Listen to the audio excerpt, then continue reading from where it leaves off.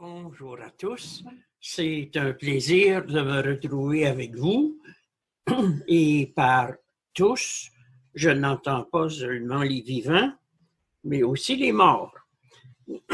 Vous savez que la radio avait été inventée pour communiquer avec les morts et que c'est seulement par la suite qu'on en a fait un appareil commercial où l'on a commencé à vendre de la publicité.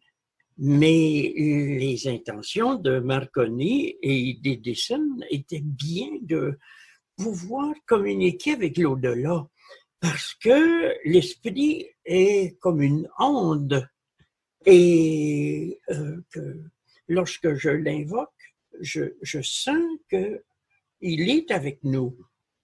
Alors, dans mon exposé d'aujourd'hui, je vais essayer de vous aider à saisir la présence de l'esprit dans notre vie. Et comme on n'est jamais si bien servi qu'en référant à sa propre expérience, je dois, encore une fois, vous parler de moi dans ce domaine où toute ma vie est investie. Ma conception de l'esprit n'est pas du tout de nature religieuse. Elle est l'expression de mon vécu et ce que j'ai cherché à manifester toute ma vie, c'est que notre esprit est une disposition qui est pratiquement inemployée sur cette planète. J'ai déjà mentionné qu'en faisant de l'humour, Bernard Shaw avait dit qu'il était devenu très célèbre en ne pensant que 2 fois par année. Mais si vous regardez bien la situation, c'est que nous vivons sur une planète très riche physiquement, au niveau géologique, au niveau des forêts, des pêcheries, au niveau de la prodigalité de la nature, mais très, très, très pauvre en substance spirituelle. Et il y a une raison à ça. C'est que l'esprit n'est pas d'ordre naturel. Il n'a rien à voir avec la nature. On le croit à peine parce qu'on nous a toujours dit que la nature avait été créée par Dieu, Dieu transcendant, et que la nature en portait la marque. Mais si vous regardez autour de vous, avec les catastrophes, les épidémies, les éruptions volcaniques, la pollution et tout ce qu'on peut imaginer, je ne pense pas voir là des traces de vie divine dans la nature.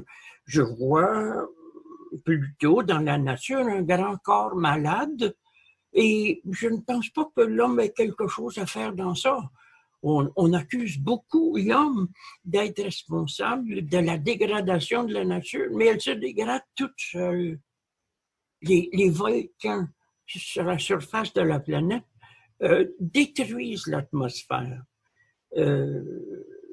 Même si on dit que la pollution a diminué avec la sédentarité que nous impose le coronavirus, vous savez très bien qu'il y a une sorte d'indigence ici, dans notre monde.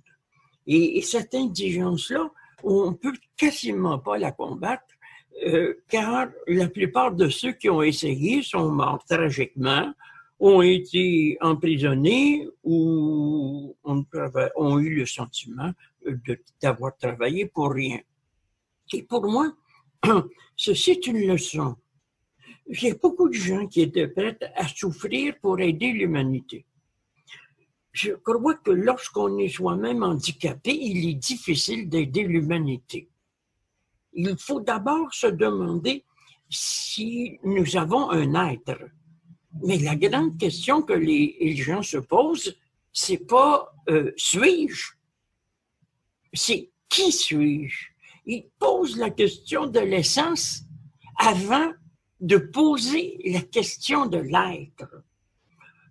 cette idée que nous pouvons acquérir un être est quelque chose de phénoménal qui ne rencontre pas l'enseignement des religions, qui ne semble rien avoir avec une éventuelle présence extraterrestre sur Terre.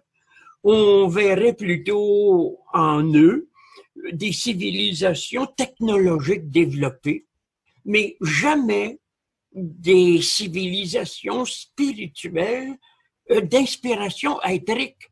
Jamais personne n'a conçu les extraterrestres de cette façon.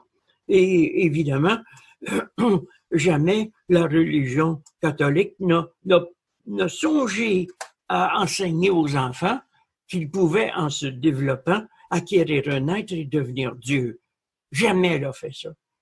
Parce que c'est trop tentant, lorsqu'on est une institution, de faire le jeu de l'appareil manipulateur plutocratique qui gère cette planète et d'enseigner aux gens à se soumettre.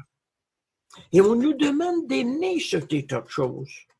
Évidemment, je me suis fait condamner dès mes jeunes années parce que j'ai prétendu que nous n'étions pas des créatures, mais des créateurs.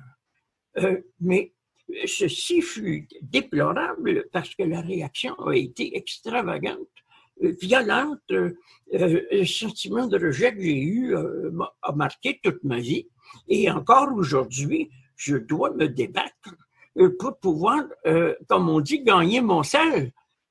Ma mère, qui était une personne très simple, me disait « Mon pauvre fils, tu es un quêteux. » Eh bien oui, j'ai dû quêter toute ma vie pour publier mon œuvre, car je n'ai eu aucun soutien de la part des institutions. Alors, aujourd'hui, vous comprenez bien que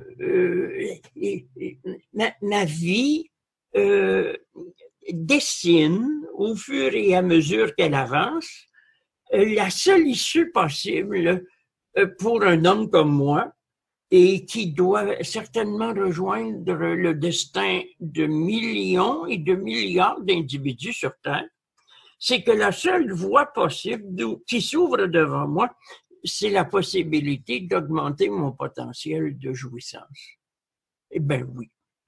Quand on t'interdit d'être riche, on t'interdit d'être libre, on t'interdit d'être en santé, parce que vous savez fort bien qu'en naissant sur Terre, nous héritons d'un passeport pour la maladie et la mort.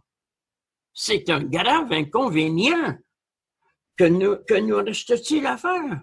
C'est de nous ouvrir à l'horizon infini du bonheur et de la capacité d'en jouir. Parce que c'est une chose d'être heureux, mais c'en est une autre de jouir de ce bonheur, de se le dire, de rendre grâce pour cette joie souveraine qui est si fragile.